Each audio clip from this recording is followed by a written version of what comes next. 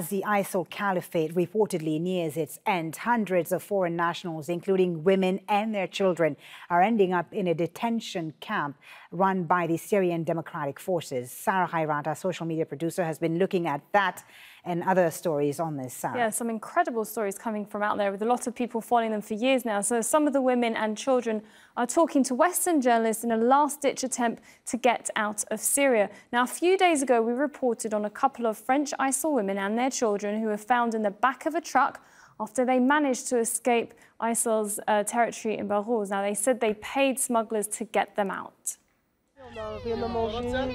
We have nothing to eat. Only Iraqis are allowed to have food. They're allowed to go outside while we're locked inside. I just hope to keep my children alive because my husband died in an airstrike. The house next door was hit. The roof collapsed over us. Of course, we regret it. We lost everything by coming here. What are we supposed to do? We got stuck. We got trapped by their propaganda.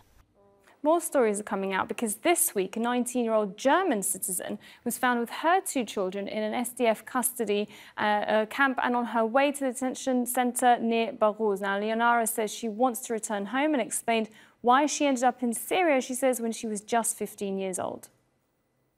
It's very hard, especially in the area where I live, East German.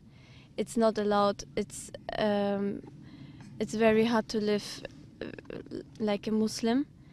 And when I was going to Syria, with this one trouble, I have everything. I can marry, I can have kids, I can pray, I can cover my face, everything like this. But I forget I live not only there, it's a fight. Now, as we said earlier, most countries don't want to take back citizens who joined ISIL because they fear there'll be a security threat. And in the UK, that debate is happening right now among politicians and members of the public after a British newspaper on Thursday found one of three teenagers who'd left England in 2015 to join ISIL. Pregnant Shamima Begum told The Times she wants to return after losing her two kids. And according to her family, she's actually since had her baby, her third child. Now, Shamima Begum hasn't received much sympathy despite some believing she should be given a second chance. And it's mainly because of her saying in the interview that she doesn't regret going to Syria. In fact, the UK Security Minister has actually told local media that he won't put British lives at risk, he said, to help her return. But another sticking point for many people also on social media seems to be that they don't want the taxpayers' money, the money that goes towards tax, to be used to deal with British citizens who joined ISIL. And it's become such a strong